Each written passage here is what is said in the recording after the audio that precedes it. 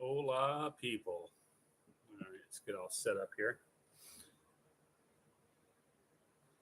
Okay, this is welcome back to America live stream. Ina's not here; she's at work. It's just going to be a little me tonight, and let's talk about. I wanted to kind of follow up to that video I made about what it's really like in America, and answer some more questions about that, or talk a little bit more about that because it seemed to uh, hit home with some people, and other people it seemed like it riled some feathers. So once we get some people in here, we can talk about that. And I just saw another video, and I'm not going to mention anybody's names because I don't want to fight with anyone. I'm not going to try to get in an argument with other vloggers. But he was going on about the same thing. He lives in the Philippines, and he's basically giving a synopsis of what it's like in America. He doesn't even live here. He's just going by what other people are saying, and how the young generation's at war with the old generation, and I wholeheartly disagree with pretty much everything he said in that video, and but I like his channel, and it's got a lot of good information. But I think in this case, I see things differently than he does. I think the kids today are fine. They're just like we were when we were kids. So, good day. New sub from Montreal, Canada. How you doing, Patrick? Who were we just talking about that lived in Montreal? Oh, another vlogger, Phil Am Adventures. You should look them up. The guy Edward, no, his wife, she was living in Montreal, and he spent a bunch of time up there in Montreal, and it's a pretty cool city, especially if you speak French. You don't speak French, maybe not as cool. Do you speak French, Patrick?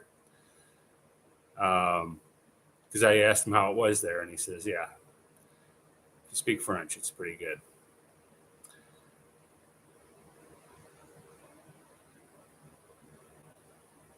Yep, speaks French, yeah. My ex's family was from Ottawa, and they were half French and half Italian.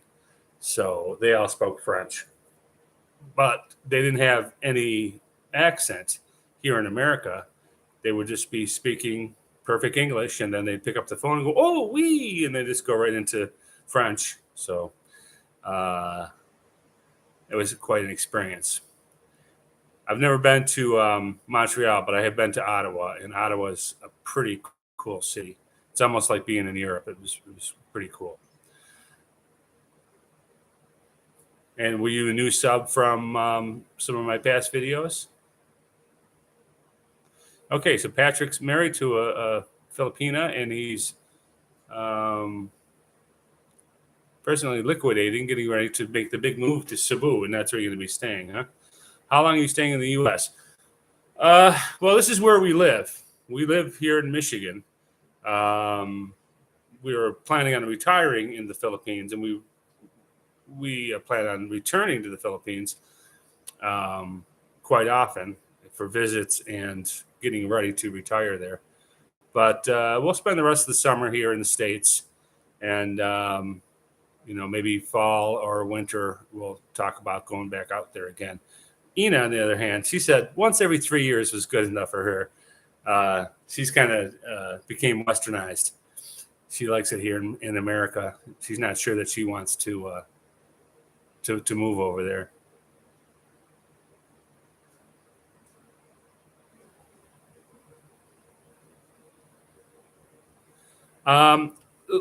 Is Alex living abroad says, do you think Michigan is a good place, a good base for expats? Maybe able to transfer to the South Asia office is my employer, but like a base if I change my mind about living in Seattle. I love Michigan. It's one of the most beautiful states in the United States if you're into nature and the outdoors. Everyone thinks of Detroit, but that's just really one big city. The rest of Michigan is lakes. We got the Great Lakes, and we've got forests and waterfalls and lighthouses. I love it here in Michigan.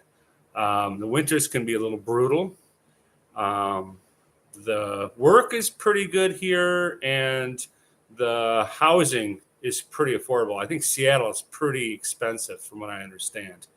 I think we have a lot more sunny days than Seattle does too. But the winters are long. Winters can be brutal. My career is remote, and I can live anywhere in the U.S., but I'd like to take a step further. I currently live in the San Francisco Bay Area, and it's really, really quite expensive there. Tennessee is a good place, from what I understand, too. Property values, or the property is pretty affordable in Tennessee. And is it that you don't have to pay income tax there, or there's no state income tax? There's something weird about the income tax in Tennessee. It seems pretty attractive to a lot of people.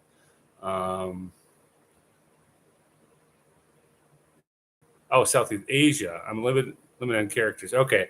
All right. I thought you were saying that you were from Seattle, or we're going to transfer to Seattle. Yeah. Well, it's got to be cheaper than San Francisco. Jesus. I had a friend who's an artist for Lucasfilm. He did work for George Lucas, and he was a Star Wars artist. And it's brutal in San Francisco. Man, the rent is high there. It's crazy high. But I heard it's a great city to live in, but if you can afford it. But yeah, check it out. Do some more research about Michigan. Around the suburbs of Detroit are just beautiful. Like in our backyard right here, let me show you. It's just like we live in the country. You see that, the trees there? It's like living in the country, but I'm 10 minutes away from it. I'm minutes away from anything I want.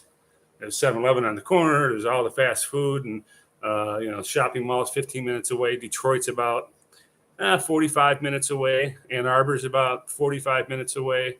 So where I live, I really enjoy it. CJ Vance says, I've been married to a Filipino for 48 years, and we're taking our first trip to the Philippines in January. Can't wait.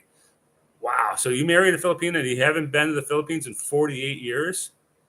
That's pretty crazy. When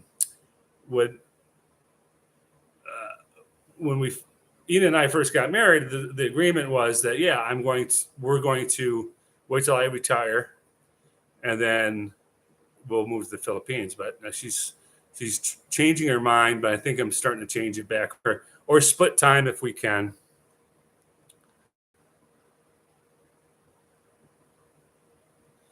I've never been able to buy a home, and I worry about rents long term. I love Michigan. I just worry about the long winters. What kind of stuff you guys do in the winter? Oh, this is the winter wonderland here. A lot of people ski. We live on a lake, so there's ice fishing, snowmobiling. Right up the road from my house, about 10 minutes, is Alpine ski resort. It's a little one. People snowboard and ski right there. But mostly you just freeze. You just freeze and wish it was summertime. I like winter for like a month. If winter lasted a month, I'd be happy as a clam. Problem is it lasts too long. Never be able to buy a home in the Bay Area, that's for sure. It's getting pretty expensive here. There used to be you could find like a fixer-upper or houses in maybe not, the high-end areas, but still safe areas. You could find houses for in the $100,000, $125,000 range. But those days are gone in the last few years. Even my little place is gone up crazy amounts in rent. But, that's comparable to what? San Francisco? It's still a hell of a lot cheaper in San Francisco. Okay. Never be able to find. Yeah, so the winters are crazy. My husband never wanted to go back. His whole family came to the U.S. I think the Philippines is a great choice to moderate budget versus quality of life. It's affordable, and yet there's a lot to do. It's safe, but can be quite spontaneous compared to the U.S. So I've been married to a Filipino for 48 years. So CJ Venn, you're a female and he's a male. You married a Filipino, not a Filipina.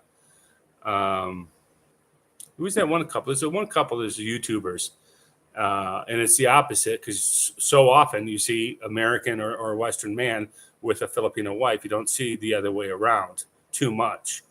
A Filipino, a Western woman married to a Filipino guy. Now there's any, it's something you just don't see very often. But that channel, I forgot that they're up somewhere by Manila, and it's that couple. It's an American woman with a Filipino guy, and I like their channel. They're pretty nice people. But so he never wanted to go back to the Philippines. That's I guess what it's like. You got westernized. I think what expats like about the Philippines is it can be quite exciting and unpredictable, whereas the U.S. is most planned out and scheduled more. Yeah, and I think that has a lot to do with the Filipino people. They're very. I said it. I think when I was interviewed by Mark on Every Man Has His Story, is that Filipinos work to live. They just get their money and then they enjoy themselves. In America, we work. We live to work. We base our whole life around working and saving up for retirement and trying to keep up with the Joneses and all that stuff. And over there, they get their money and they go live. And I think I broke Ina because she wanted to do stuff every weekend because she wasn't working at the time.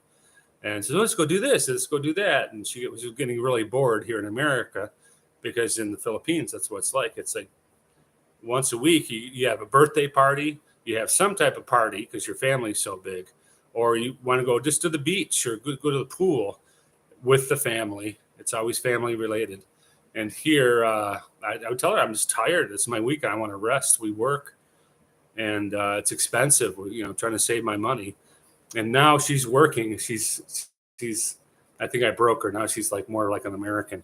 So it's my fault. Hey, Joe and Jesse from Georgia. We had 4 kids and 10 grandkids. My only problem with the Philippines is something you'll have to get acclimated to, and that's the heat. I find, especially from that last trip, the heat was kind of unbearable, and it kind of limited, maybe because I'm getting old and fat, but it's limited to the physical activities I wanted to do outside. But then I watched Brian in Bohol, and he's old and fat, and he's out there shoveling. So I'm sure it just takes a year or so to really get acclimated to the weather. But coming from a cooler climate and going there, it can be a little bit oppressive, that heat can. I spent about a month between Cebu. So that's in Mindanao, right before the pandemic. Yeah, that was our last trip. Before this trip was probably 2020, and then we got locked down. We couldn't go. Otherwise, I'm sure made at least 2 more trips if it wasn't for COVID. You seem to be a Rike fan. I'm not a Rike fan.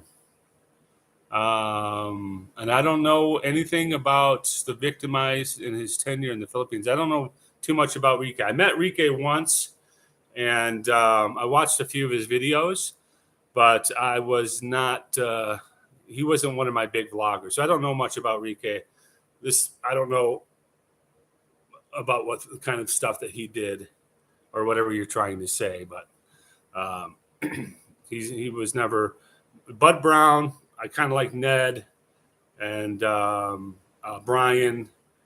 I watch his channel, but I think Ned and Bud Brown were the big ones for me. Rike was in the beginning because he was old school. When I first started researching, he was one of the prominent ones. So I watched some of his, but when it came to like the dating advice and things like that, I didn't really watch any of those. Mostly just about the living stuff. So I don't know what he did. And if he did something bad, I hope he pays for it. I heard he's not even in the Philippines anymore. Stranger in a strange land. Hey, what's going on, sir? How long has she been working in Michigan? She got a job after about a year. I wanted her to settle in and just relax for a while. And then she started getting bored. She wanted a job. So I found her a job at KFC because she doesn't really have any marketable skills. She was a house cleaner. She went to a 2-year college in the Philippines for being an OFW. So she didn't have any real skill set. So I said fast food, and they paid her pretty good. She worked there for a year. She went to Taco Bell, and now she's landed this good job. And so she's been working for a couple of years now. Out of the 3 years she's been here, I think she's been working 2 years. Old and fat. Hey, I resemble that, Mark. Have Ina start cutting grass. It'll keep her busy, and you can save on the gym membership. She's too busy. Like, she just got back. We got back Monday night, let's say. And you know how if you've traveled to the Philippines or been on any long trips, man, they're brutal. 20 hours flying home. You're just jet lagged, the time difference. You're constipated from eating airport food and not moving for 20 hours, just sitting in a little tiny spot watching movies. And she had to go to work the next day. And she's working 6 days in a row. And she works 12, 13 hours a day. So she's a trooper. She's been working every day, super long hours, and she really hasn't had a chance to rest from the jet lag part of it. I've had a chance to do that. So, northern Mindanao. I've never been to Mindanao yet. I've heard it's really beautiful there, and I heard it's really affordable there too. I know a lot of people say stay out of Mindanao, but I think that's certain areas. But Bud Brown's brother lives in. Bud Brown's brother has a farm in that area that you're talking about, northern Mindanao, and it's safe, it's beautiful, and it's affordable. Low key compared to the largest cities, 100,000 people. Doing a long-term visit in the Philippines, which area would you live in? I would have to say, like the Dumaguete area. I've traveled all through the Visayas, and I spent too much time in Manila. I haven't too much time. I maybe spent 3 weeks in Manila total, and that was enough for me. Just too busy. I'm not crazy about Manila. So when I came from Manila this trip, and we flew down to Dumaguete, and just taking that trike in the Dumaguete, I was like, this is a manageable size city. This is a city I could live in. It wouldn't only take me a little bit to learn the whole layout of the city. And it's about 150,000 people, I think. It's not a small city. But after Manila, it seems so quaint. So I would say outside Dumaguete is where I would probably make my home base. The other good thing about that is from the port off the boulevard, you can go to Siquijor, you can go to Mindanao, you can go to Cebu, you can go to Bohol. Real quick, all these fast jets and super jets and ferries all leave from there, so you can travel around the whole place. But back up to Luzon, northern Luzon, I still want to investigate. I want to go to Baguio. I want to go to Banaue. I like to go up to Vigan. I want to check out every place before I decide where I'm going to live. Dipolog's about 5 months of the year. It's great. Depends. And who's the other guy? Tom and Ruth. I watch their channel a lot. He lives in Mindanao, somewhere by. There's a Valencia, I guess, in every island. He lives not too far from Valencia. Hey, it's Bubs Nova.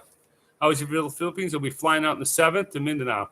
Bubs lives in the same state as me. He lives up in Grayling, and you're flying out. Is this the same Bubs, right? Make sure I'm a little rusty, so I think that's the same one. Southwest of Mindanao is the area to avoid, right? And even though people say that, Becoming Filipino, that guy's channel, great channel. I think he lives over on that side, or he was just in that, not Zamboanga, Zamboanga was the area I heard was the no-go. He was just there, so I don't think it's as bad as people say. Which was your favorite place to visit on this trip? This trip, we didn't really get to do what we wanted to do. We weren't planning on this trip. We were planning on going maybe in August. This trip kind of fell into our laps because we've been petitioning for Ina's daughter to come to the States, and she got her embassy interview on May 25th. So we just got out of the blue. We got an email saying, okay, things are good after 2 years of waiting. The 25th. And so I said, well, let's send her the money and then she can fly here. We don't have to go there, but Ina really wanted to go. So she spent 3 weeks in Manila, and then I'm going to make a video about what happened, but it didn't turn out well. Katrina did not come home with us this trip. So the only place we really went to, we were in Manila for a while, Dumaguete, and then we went there because I wanted to spend time, or Ina wanted to spend more time with her family, which is in Hinoban, about 3 hours from Dumaguete. And so the only place we went to, it was Siquijor for 3 days, and then back to Dumaguete for a couple of days, and then we flew back to Manila. So even though I was there for about a month, I really didn't get to do much of what I really wanted to do. So I would say Siquijor, because it's really the only place I went to. And Siquijor is beautiful. Dumaguete is about 230,000, Patrick says. Wow. It's funny because I was just talking to Bud Brown when I was in Dumaguete, and he said the same thing about 150,000 people. So we're both wrong. 230,000, it's grown. David says that his wife is near Davao, and retirement is there too. That's another place I'd like to check out. I heard nice stuff about Davao too. They says it's a really nice city. Joe and Jassy says Jassy just got her citizenship a few weeks ago, and we're waiting for her U.S. passport, and we'll travel then. I want to visit Palawan. Yeah, that's a place that's on my list. I've been avoiding the real tourist areas like Boracay or Boracay, or however you want to say it, and Palawan. Even though I really want to see these places, I'm just thinking, that's really touristy. I'm going to hold off, but I can't fight it too much longer. Palawan's just unbelievable. But she got her citizenship. Now, is she going to put in for dual citizenship now? Because I guess when you get your U.S. citizenship, you have to forego your all other ties to nations, which means you have to give up your Filipino citizenship. But then I heard you can just call the embassy, the Philippine embassy, and then apply for dual citizenship. And I guess it's pretty easy to get. And that's, if Ina does that, that's the way we're going to go. So she'll have dual citizenship. And this way she can own land too. Did I miss anything? Avoiding. Okay. Bud says, I'm hoping to meet Bud Brown. And he'd like to have coffee with Paul. Paul, is that Old Dog New Tricks, Paul? I don't watch his channel too much. People were saying I should meet with him. I did get the chance to meet with Mark from Every Man Has a Story. And Bud, that's the second time I've hung out with Bud Brown. I've got Bud's phone number. Bud gave me his phone number, but if you email him,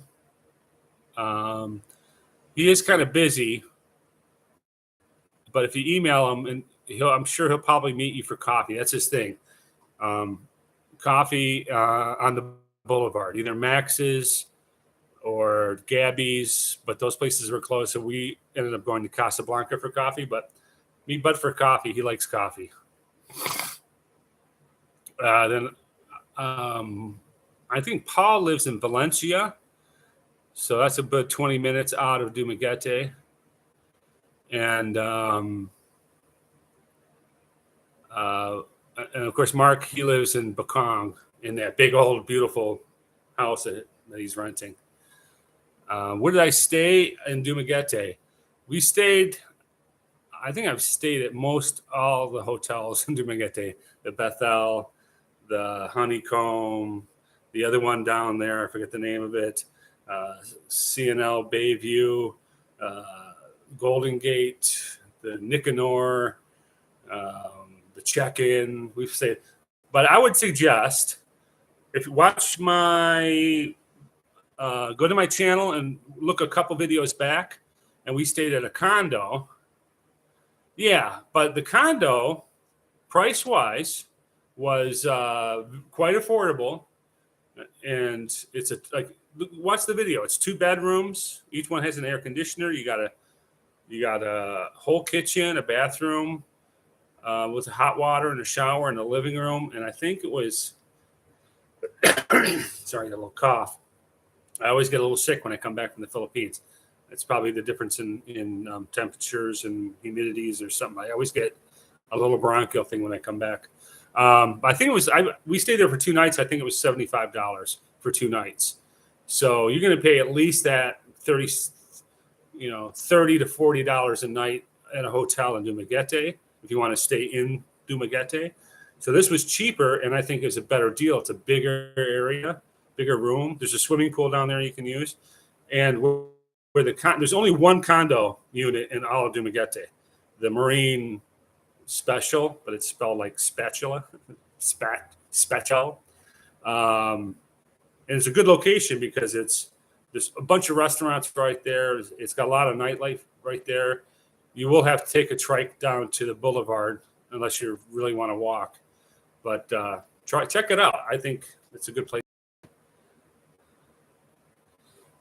There's a rumor that they're ending dual. Jazzy has no desire to live in the Philippines. Georgia is just like the Philippines. We got mosquitoes and monkeys, and you got humidity too, right? It's pretty humid down there too, so it's a lot like the Philippines. Well, you got that good old pension too, Joe. So you guys can. I don't have the big pension that you've got. So my main reason for retiring in the Philippines is financial. I can't, unless I work until I drop dead. I don't think I could retire here and live the same life I could in the Philippines with my meager pension. And that's why I'm trying to get my YouTube channel back. I'm not even monetized anymore, so I'm not making any money off of this. But if I can get my hours back up to 4,000 hours, I think they'll reinstate me. And so if I can get the channel up and going and make a few bucks off that and my retirement, I don't know. I just can't afford to live here. Okay, and Unger, how you doing? I found that it's hard to find a room with a kitchen. Yeah, you almost have to get an apartment or those condos. I'm telling you, check out those condos. I think you'll be happy that you did.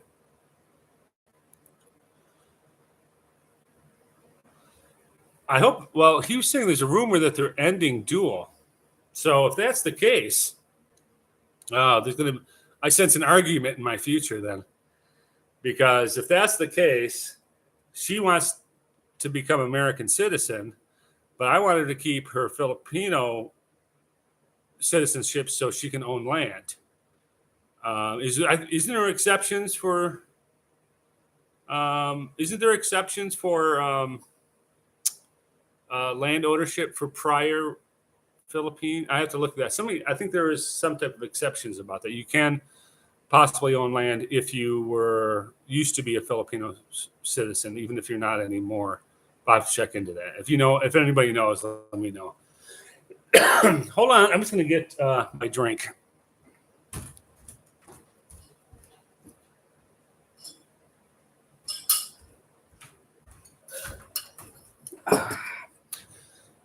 So,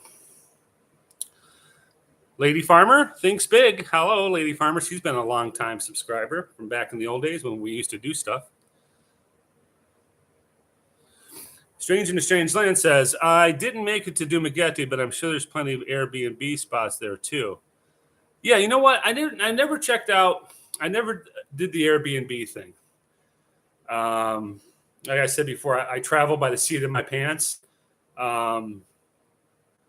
So I usually don't make reservations too far in advance unless I really know what I'm going to be doing.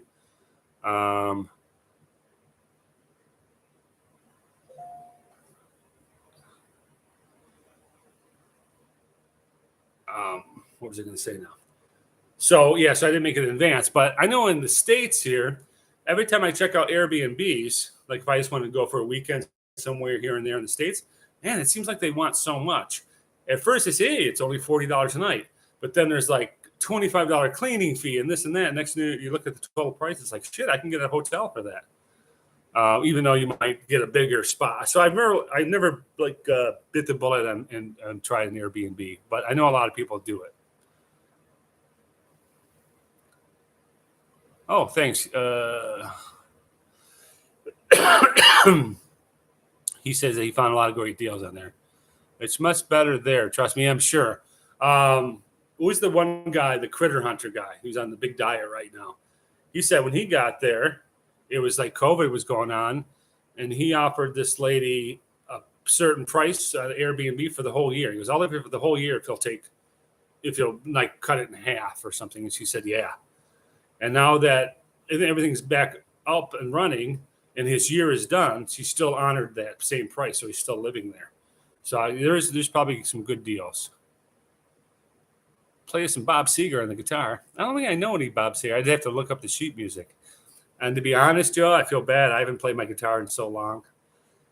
It's sitting over there covered in cobwebs right now. My fingers are probably all soft. But I do have to find some time to get in some licks. You know, my son's been playing a lot, and he plays coffee houses, and he's in a band right now. He's really incredible guitar player. Where were we now? Did I miss anything? I think we're all caught up here. Hard. I'm sweating too. It's been hot here in Detroit. I was going to do the live in my bedroom. That's the only room it's got air conditioning is the bedroom. So, and I wasn't planning on staying on too late tonight. We're getting ready for our big 4th of July celebration. I did want to, for a lot of people who came in late, I did want to follow up with my video I made about America not being that bad. Everyone seems to be really down on America, especially expats. And I think they're getting poor information. These people live there. They don't know. They're just getting hearsay. And or maybe that's some people's experience. But here, I don't find it that bad. And things are expensive now. Gas is expensive. Food is expensive. But we just came off a 3-year lockdown, unprecedented pandemic that we've never lived through before.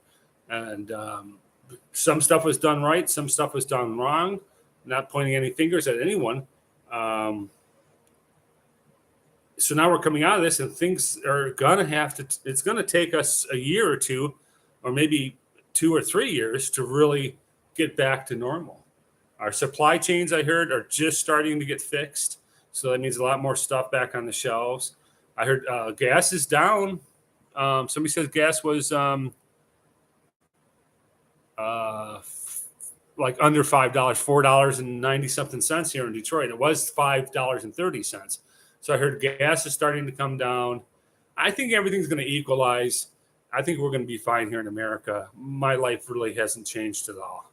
So I just want to follow up with that because right after that video, I watched another vlogger, and man, he was trashing America and saying how like the young generation sucks and they're at war with everybody. And he sounded like an old grandpa, like I'm sure, like I said in my video, like, our parents thought about us. You guys are worthless. You're ruining this country. And that's what he sounds like now. I do not want to turn into my father, even though my father is cool as hell. He's really mellow. So don't sweat. Perspire. Yeah. I'm sorry. I'm sweating. If you run to Bob Tom Yeehaw from Georgia, well, I'm not sure if I told you this, Joe. Bob Seger lives really close. Bob Seger lives 10 miles away from here. He lives on, is it Middle Straits or Lower Straits Lake? And he's got this big 10,000 square foot house over there. And he lives there. You see him driving around in his little silver Porsche. So he lives right here in this area. So if I see Bob Seger, I'm sure I won't tell him anything. I'll just maybe wave at him. I've never spoken to him, but I know he lives around here. Hot here too. Yesterday, an AC guy come and service the AC in the house. Forgot to hook up something, and the unit that cools off the end of the house was working before he came. Well, now it's not working, huh? It's amazing to know that the gas is around $6 a gallon in the Philippines. That's a day's wages. Yeah, and that's the other thing too. When people are complaining in I don't want to get political, but they tend to blame the president for gas prices, but Philippines is through the roof. Everywhere around the world, gas is up. So, I mean, how can our president be the cause of gas prices in the Philippines or the gas prices in, the UK? It's a worldwide thing. He has no control over it. And that's why everyone drives those little cars and motorcycles in the Philippines. A couple times we were on trikes when he had to pull into the gas station with that little tank, a few pesos, like 100 pesos, 200 pesos, 100 pesos, I think was the most. And they fill up that little tank and away they go. So those little, that's why they all drive scooters there.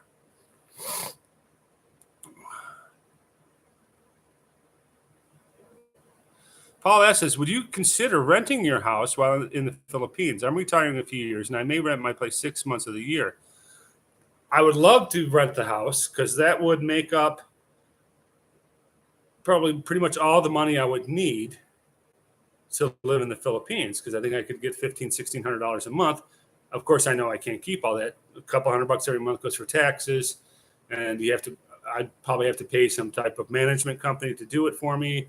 And then you have to put so much aside for repairs. So even if I could get $1,000 a month out of it, but it's next to impossible to rent your house out for 6 months. I think when people move in, they want at least a 2 or 3 year lease, or at least a 1 year lease. So if there's a way to rent out your house for 6 months, but I'm sure it's possible, but I think it's kind of tricky. But yeah, I'd definitely be willing to do that and let the value of the house keep on going up. And when I do want to sell it, I'll make even more money from it. Just my luck, he came in today, so only one bad night. Well, that's good, because now we have this was all plumbed and wired and set for Essential Air when I bought this house. But I don't know if you know, this place was trashed when I bought it. It was a rental home, and then it was unoccupied for like a year, and when it went into foreclosure back in 2008, I bought it 2012, so it needed to be completely gutted. But there was a condenser outside. There's the 8 coil on the furnace. All the piping's done, but the condenser is shot.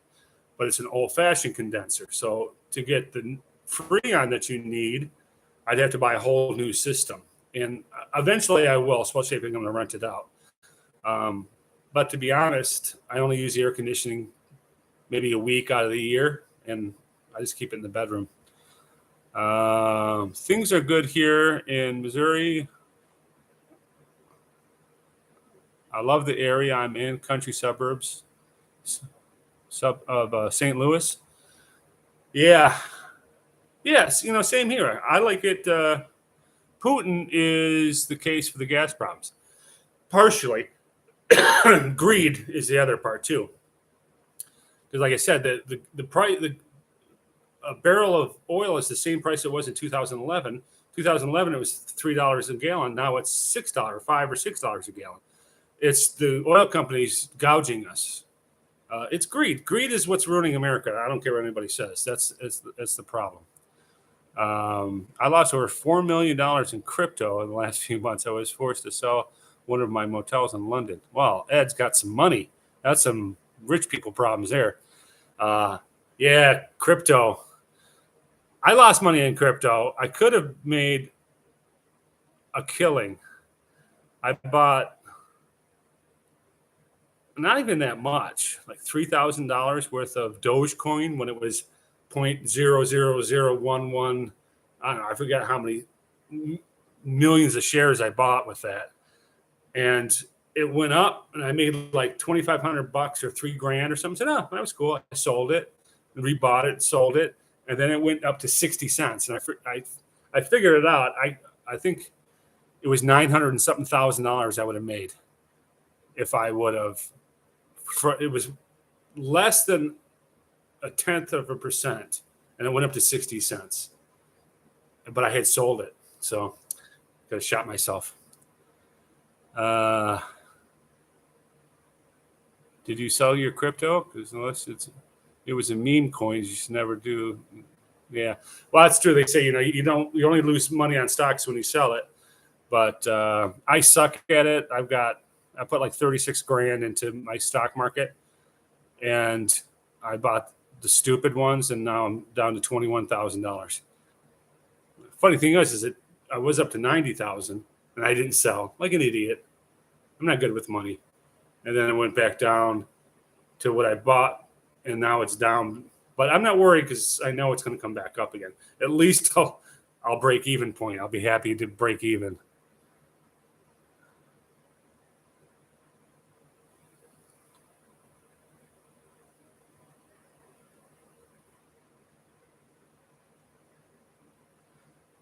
Yeah, but before he's blaming Biden, but we weren't using any gas before. Like people were saying that when Trump was in office, gas was so cheap. Well, nobody was using it. It was 99 cents a gallon down the street.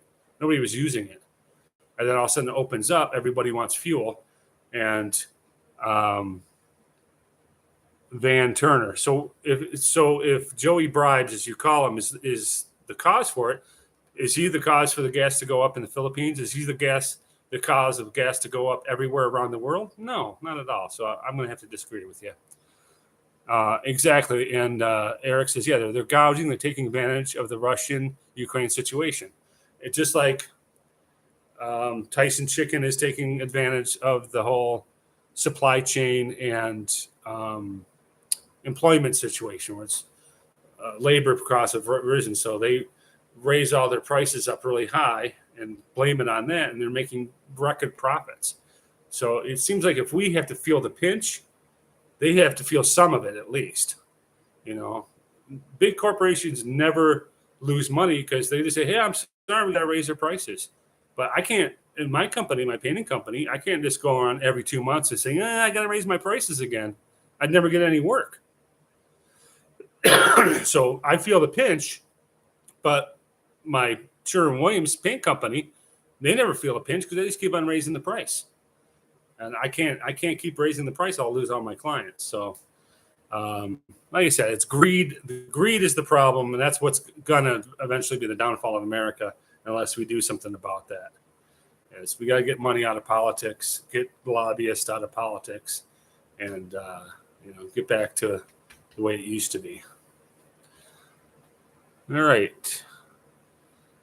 So, but I said I didn't want to get political about this. I just wanted, because as the one that's just like talking religion, you can never win.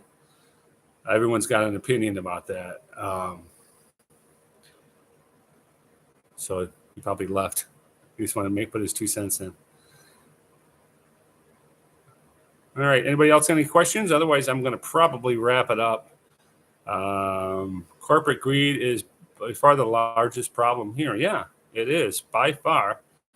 I'll say that when my dad worked at Ford back in the 70s, his bosses and the people in charge they made maybe 10 times as much as he did. Now they make like 120 times as much. So it seems like everyone's making more money except for the middle class. We haven't got a raise until like this recently, last year or so, when nobody will work unless you're at least paying them $15 an hour. But up and from there, it was probably from the 70s or at least the 80s until 2020, we had not received a raise as workers. But our productivity had gone through the roof. So all these corporations were benefiting from our productivity, but they weren't really paying us. We never really got a raise.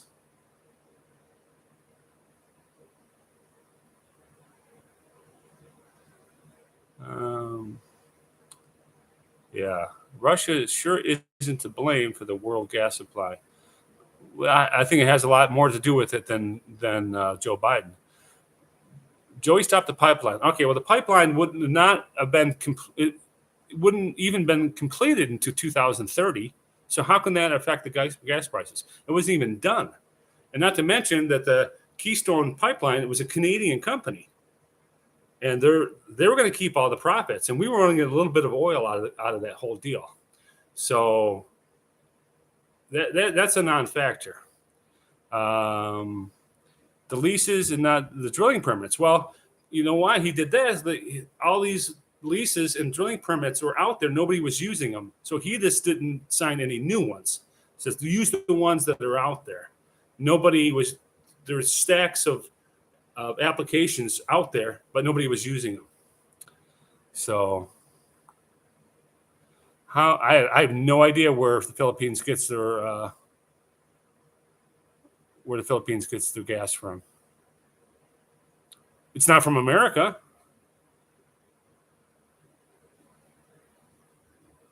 Yeah, Eric's saying it's crazy how, especially fast food, they can't keep employees. They make it through drive-through. Yeah, we were coming home from the airport, and I knew there was no food in the house. So I said, well, let's just go by Little Caesars. It's not my favorite pizza by far, but it's hot and ready and it's cheap. And the one by our house closed. It's not enough people to work there. I mean, it's open sporadically. It's open when they have enough people to work there. The Wendy's down the street is been drive-through only for months and months now because they don't have enough people to. I saw a sign at the McDonald's at the corner saying $16 an hour to start at McDonald's. Yeah. Take care, Mike. Hope to see you guys in the summer, September at the most. All right. Well, it's good talking to you, Joe and Jassy, and we look forward to seeing you. Keystone, 80,000 barrels a day. It's not even finished. The completion date wasn't even to 2030. So that's not correct. If there's no oil under the land, why drill? There's oil. There's plenty of oil. We're not in an oil shortage. There's plenty of oil. No one's like lining up for gas right now. There's plenty of oil. It's just that they're gouging.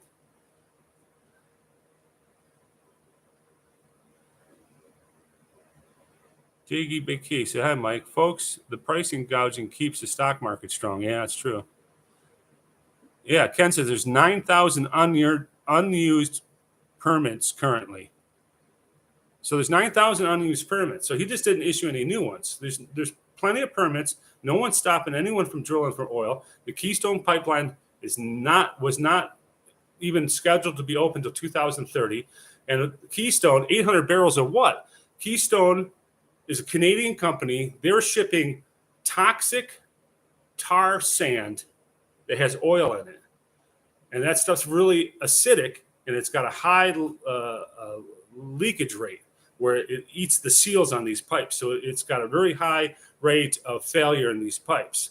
And then it was going to go down south somewhere like Texas to be refined. And then that fuel was going to be sold overseas, mostly to China. This is what I read. We were going to get a little bit of that. And there were some jobs down there in the refinery. That's all Keystone was. Keystone was not going to supply the U.S. with fuel. It's tar oil sand to be refined down south, and it wasn't scheduled to be done. And they already had, Keystone was already open. Keystone had a pipeline that goes there, and it's open. It's just the one they wanted to cut through these really sensitive environmental areas that they put the stop to. So, and there's 9,000 unused permits. So here I am arguing with people about the politics. Just Google it. That's all I have to say. It's just instead of believing everything you hear, just look the information up for yourself. That's what I did. 85% of the crude oil was sourced from the UAE, Kuwait, Russia, and Saudi Arabia. And the remaining 15% is imported from Asian companies, Australia, Taiwan, and South Korea. So I'm going to listen to Ed there. He sounds like he knows what he's talking about. The pandemic affected gas prices the most. World supply ballooned. The oil companies cut production, right? That's the other thing, too. They cut back refineries. They cut back production. Nobody was using it. Now that we're opened, everything's going good. It's going to take a while for everything to get back up and running. This doesn't happen overnight. It takes billions to maintain production. It might take many months for it to come back online. So these are all very I just went blank there. They're very technical and very realistic explanations of what's going on, but people would rather blame someone than to look at the big picture and say, oh, this is what's going on. All right, it's not really anyone's fault. It's COVID's fault, if anything. Keystone was way Canadian was going to pipeline in the Gulf and put ships overseas. Yeah, JG. I haven't seen JG in forever, and he's a moderator because he pops up. He's got the yellow thing there. Plenty of oil and not permits in good locations. Why drill if no one in the land? Well, I mean, I don't know. I don't have the answer to that. Where there's oil, I'm not sure if they're good permits or they're bad permits. And I would ask you, how do you know if they're good permits or bad permits? Living under a rock. Oh, that's where they were getting their oil from. So there's no shortage. They're just gouging because of the situation. Go electric then. They can't even keep up with the demand now. I think we have to go electric. And let's just put it this way. Even if there is no global warming, even if that's all the scientists are wrong about that. And everything was fine. We didn't pollute the planet with combustion engines. It still doesn't change the fact that there's only so much oil on this planet. There's a finite amount of fossil fuels, and we're using them up. Now, they say we might have enough for the next 100 years, but we're going to need all that oil for things that electric can't do. Electric, until they make electric ships and electric planes and things that really, really need the oil. Yeah, what's wrong with going solar? And yeah, maybe it's not efficient enough as now, but give it time. It's all got to start somewhere. Okay, I'm sorry. Living on the rock electric. Okay, Tim. I live in Texas and work in the oil field. All right, so let's see what Tim has to say. Now, that's the safest place in New York City, under a rock. New York City's not dangerous at all anymore, from what I understand. Without war in the Ukraine, the price would still have been pushing $100. Transporting oil in pipelines has a much higher safety rating. That might be true, but that stuff, the Keystone was going through tribal lands, and I see why. And if it was going through your backyard, especially oil tar sand, that oil tar stuff, which is really bad news, you wouldn't want it going through your backyard.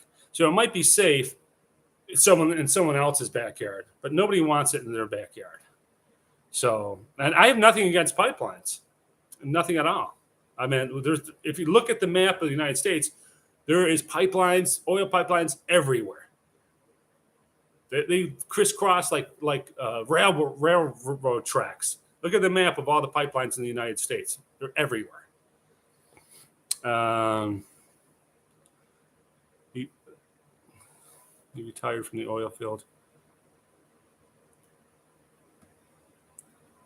Permits are a big deal.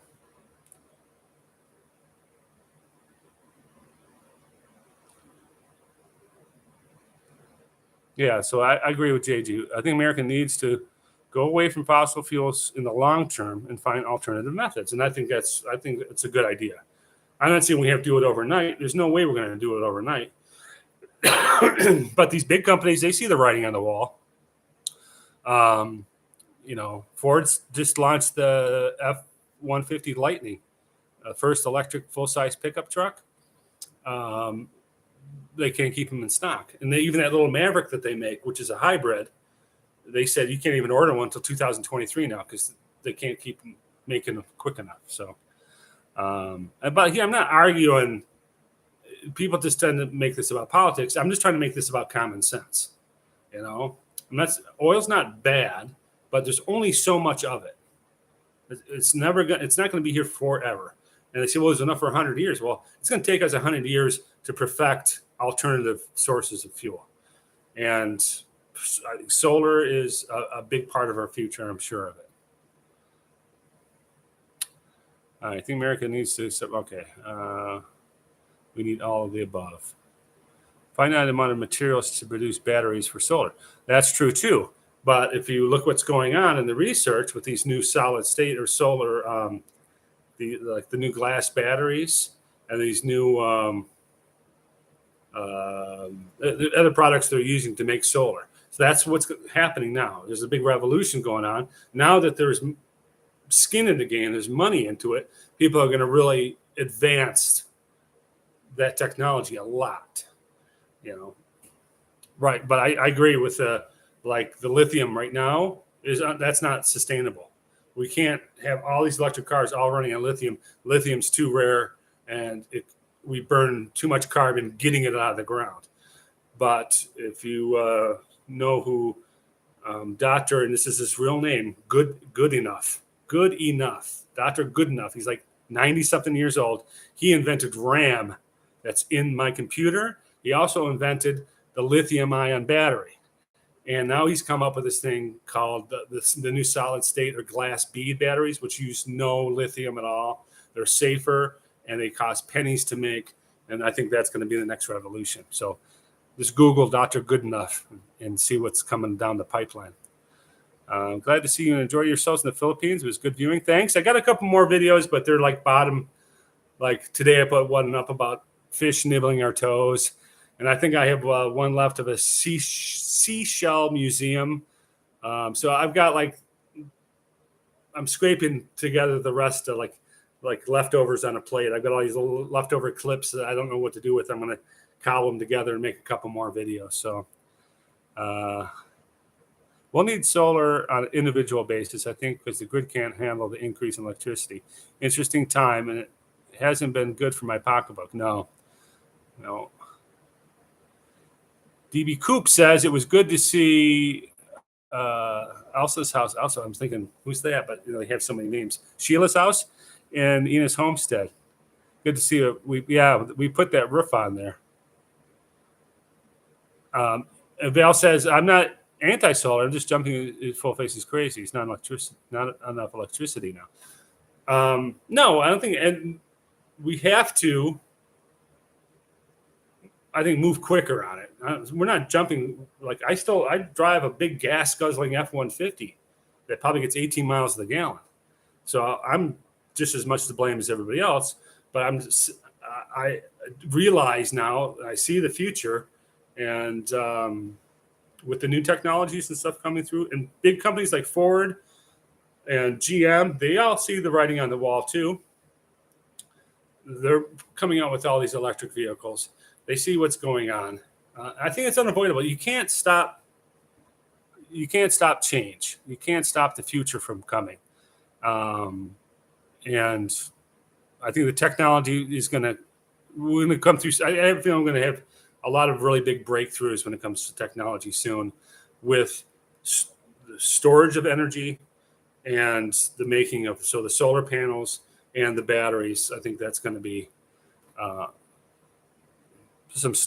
that's stuff that we have to perfect. So, but I know 2 or 3 people that, and the expense is very expensive, but they have the solar roofs and they've got the Tesla pack in the garage, and they charge their Tesla just from the electricity from their roof, store it into that Tesla pack. I've got the bank, whatever it is, and they don't have to buy gas at all, and they're not using fossil fuels for the electric to charge it. They're using complete solar. The expense was outrageous.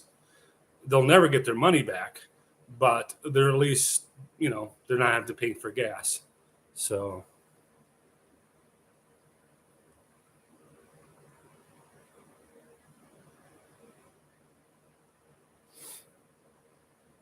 big government cash incentives. Yeah. Well, there's always been there's been cash incentives for electric vehicles for years, and for going on to solar. So I just don't want this to turn into my tribe against your tribe. And it seems like one side is for and the other side's against it, and right there you'll never see eye to eye, because even if you agree with it, you'll never come over to the other side and say, okay, I agree with you because your side doesn't agree with it. I think that's what politics is, dividing the situation. To me, it's common sense. It's going to happen. So every man repeats a story. 3 years ago, I had nothing, and now I live in a luxury oceanfront villa with a loving wife who is 40 years younger. I cannot believe how my life has completely turned around in only 3 years. All right, that's funny. Not. In fact, JG, let me give him the boot. Yeah. Put him in a timeout.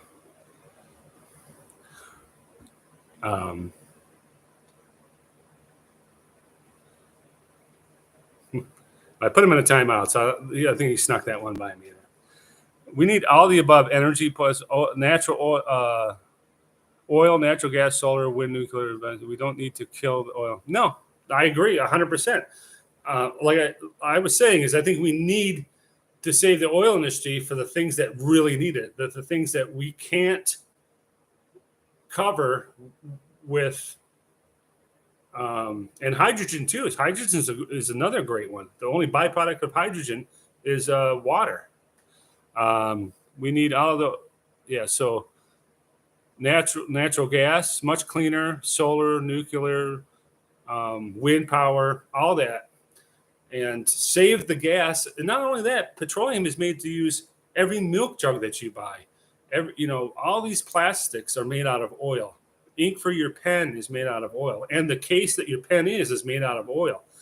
All these plastic and rubber things, a lot of them have petroleum in it, so we need it for that. We need it for, like I said, like tankers and jets until we perfect. So we need to save what we have for the things that really need it. Yeah. Your Harley won't. No, not yet, but don't be surprised if there's an electric Harley coming out in the next 10 years.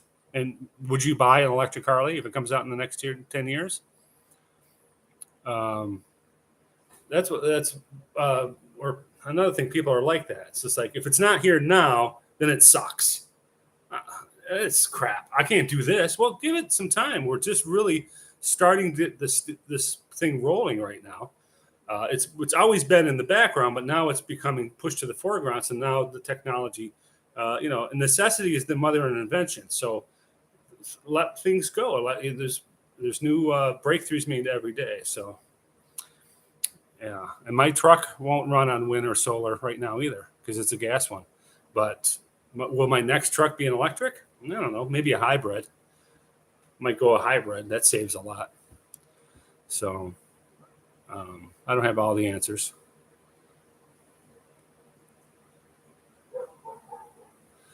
Yeah, Paul says, I really enjoy your new videos. I'll try to see Sycamore when I visit in the fall. I'm going to see Dumaguete and get a feel for retirement. Definitely spend some time in both places. Well, definitely spend some time in Dumaguete because I think, it is what it is. No, I'm not monetized right now. I need another 3,000 watch hours. It's going to take me a while to get monetized again. So if you want to see, go back and watch all my videos. Everyone watching, go back and watch all my videos. Get my hours up so I can be monetized again. I'm still going to be making videos if I'm monetized or not until I get monetized. And I'll still be making them then. But, I'm doing this so I can get monetized. But in the meantime, I'm just going to have fun with it. I know it's not going to be overnight. So anyways, going back to Paul S., he says, check out Dumaguete. Spend some time there. Go up to Valencia. Go out to Bacong, even Darwin. I don't go up too much the other side, up to I don't even know what the town is called. What's the first town? Going up the opposite way? Subilan? I haven't gone up that way too much. I'm going to check that out next time. So like, Dumaguete's down in the bottom corner, and everyone wants to go up Darwin, Zambonguita, Bacong, up this way, up to Bayowan. But I don't go up this way too much, on the other side. I should check it out.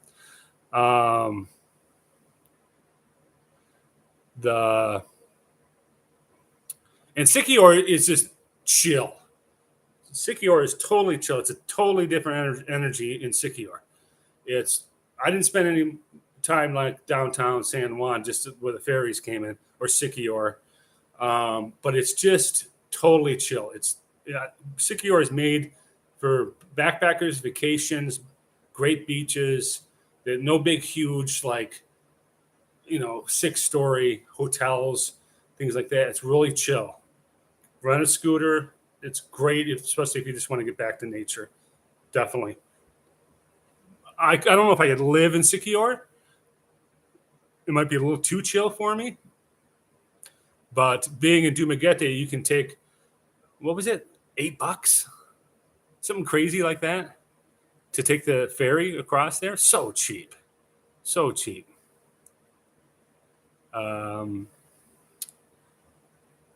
Yeah. So no super chats or anything like that. But that's cool. That's cool. I like interacting with you people, and I like posting the videos.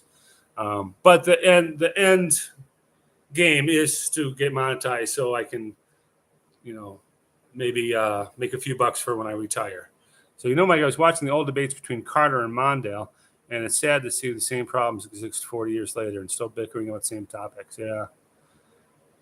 I missed 40 years ago because it didn't seem like the Republicans and the Democrats were that far apart. Now you really have to be super independent swing voter to go from this side to this. Before it was like, I'm independent.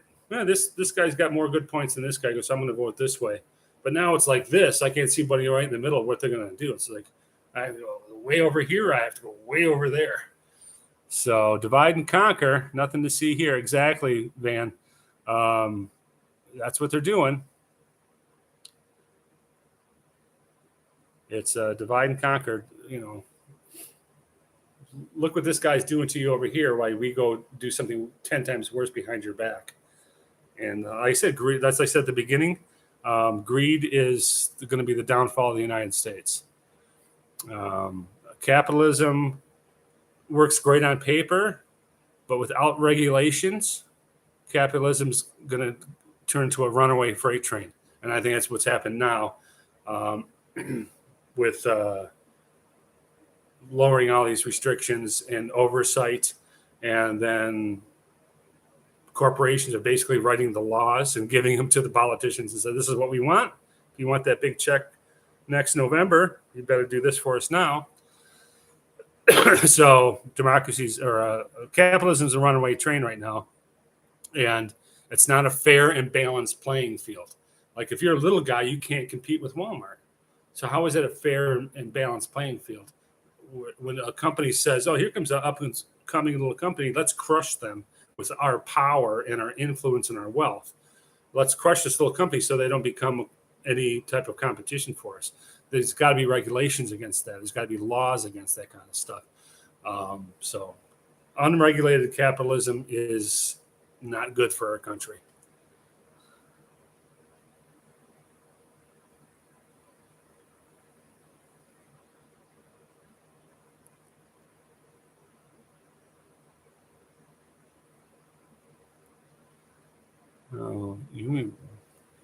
Mark told me that you're the only person he refused to interview. Why is that?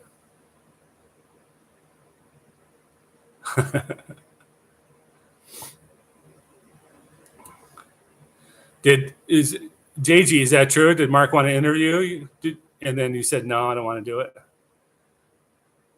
I did it for the exposure for the channel. And I'm glad I did, because I think in the following days that I did that interview with Mark, I got like 100 new subscribers. And that was the whole idea to go on and do it. It was for the exposure to let people know that I'm back. And I got a bunch of new people subscribed to my channel who had no idea who I was. So I think the interview turned out pretty good. So, oh, no, it's not true. So I actually sought him out. And not so much old dog, new tricks. Because I like the way Mark does it. I know people love him or hate Mark. I don't know. I don't find anything wrong with him. Thought he was a nice enough guy. It seems like once you get to if you get big as a vlogger, then it's automatic backlash. You get blowback. That people just don't like to see you succeed, like that guy who just popped in here that I had to block. Every man repeats his story, but it's his story. If you don't like it, don't watch it. That's all there is to it. There's a lot of choices out there. If you don't like Mark, don't watch him. But I just like the way we talk a little bit beforehand, so he knows what kind of questions to ask, and then he sits back and doesn't really interrupt you, just lets you talk. I found that Old Dog tells he'll talk to you for a little bit, it seems like, and then when he gets on there, he tells you your story and then lets you answer a question once in a while. So he was telling me this, and he tells the whole guy's story. He says, "Is that true?" And the guy's like, "Yeah." And then Mark lets the person talk. So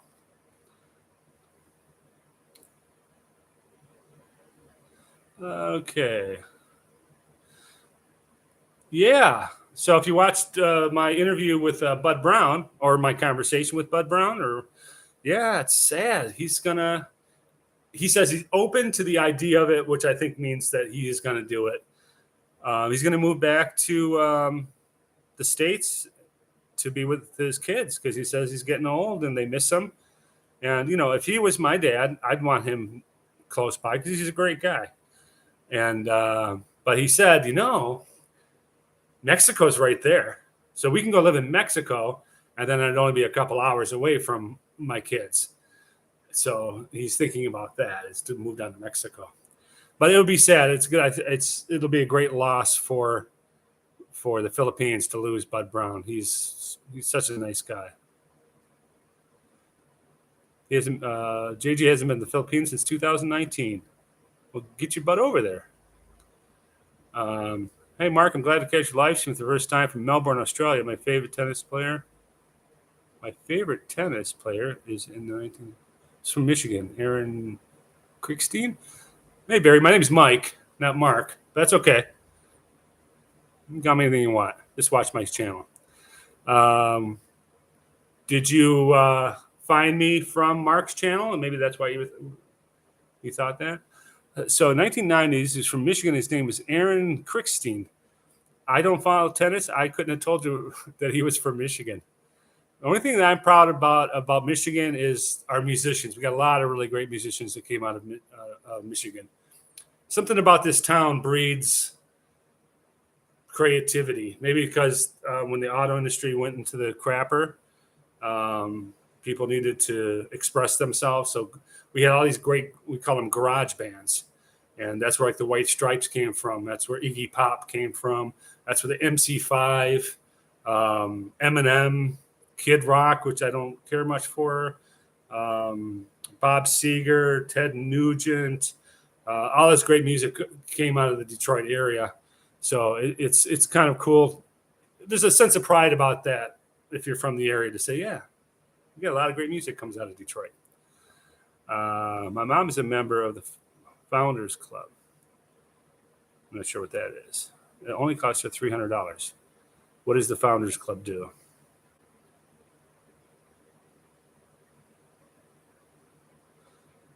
Mark gives his political opinion, but stayed on the cruise ships, not in America. Yeah. Bud and Gloria are. I never got to meet Gloria, but always says, she's a tricky one. She doesn't like too many people. So we never got a chance to meet her. But then I saw people who did meet her, and she was fine. She seems like she's feisty. I'd like to meet her one day, though. Yeah, and like I said, I'm not going to pick on one vlogger against, but I noticed Mark was doing that too. He was reporting a lot of what people were saying. That it's not wrong. It's just that it's not my experience. So all these people are coming. There's this one guy he had on his channel, some retired police officer from Florida. Looked like he had a hairpiece on. And man, he was just telling how bad America was, and the shelves of the Walmarts are empty, and people are getting arrested for stealing milk for their kids. And I'm thinking, where the hell are you shopping? My Walmart is full, and people have been stealing milk for their kids for hundreds of years. I've never seen any big outbreak of milk thievery in my neighborhood. So where are you getting this information from? And what Walmart are you shopping at that the shelves are empty? My Walmart's packed. There's some stuff that they're out of, but it's, so people like that. They tend to want to be like drama queens and over exaggerate. The only thing I found that's going on is groceries are more expensive and gas is more expensive. It sucks, but it's not like I'm going to flee America because gas is expensive right now and it's going down. So America's going to be fine for a little bit longer anyway. Arrested in America? Not lately. I don't know what that means. For stealing milk? I don't know. And like crime is like I shouldn't even say this, but I don't even have a key to my front door. I lock it at night before I go to bed. But when I go take Ina to work and I go to work, the house is open all day. My kids have a key. I don't even know where the key is to the house because it's safe. It's safe where I live. When it's things I shouldn't do. Like I'll turn on my car off and I'll just put my keys in the central column when I'm just running into like 7-Eleven or something. I'm not worried. It's safe. So that's my experience, though. I do live in a safe area. I don't live downtown Detroit. And downtown Detroit is not as bad as it used to be either. So I don't know where people are getting all these problems from. All right. Well, it's been over an hour. I wanted to cut it to an hour. So thanks for joining me. I promise, and I'm not going to promise, but I hope the next live stream will be, Ina will be here, and I think we're going to do it on the 4th of July, which is Monday. And I think we'll do it on the deck with some barbecue and some fruit salad and maybe a couple cold beers. We'll go on the deck, and Ina and I will do a live show if anyone's around and they're not out celebrating.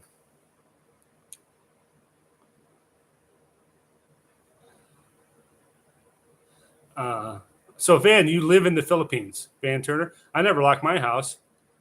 I have a mean dog, and the Filipinos are scared of him. Filipinos, I know people do that too.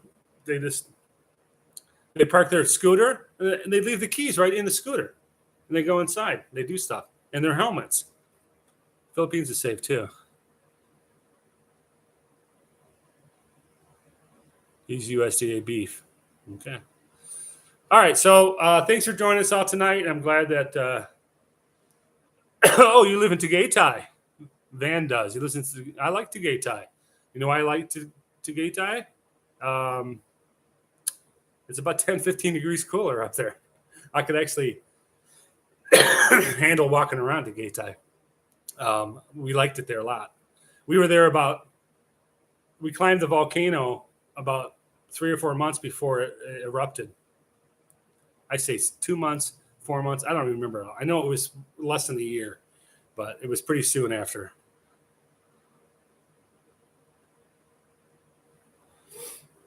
Well, it's nice there, Van. From my experience at Tagaytay, I really enjoyed it.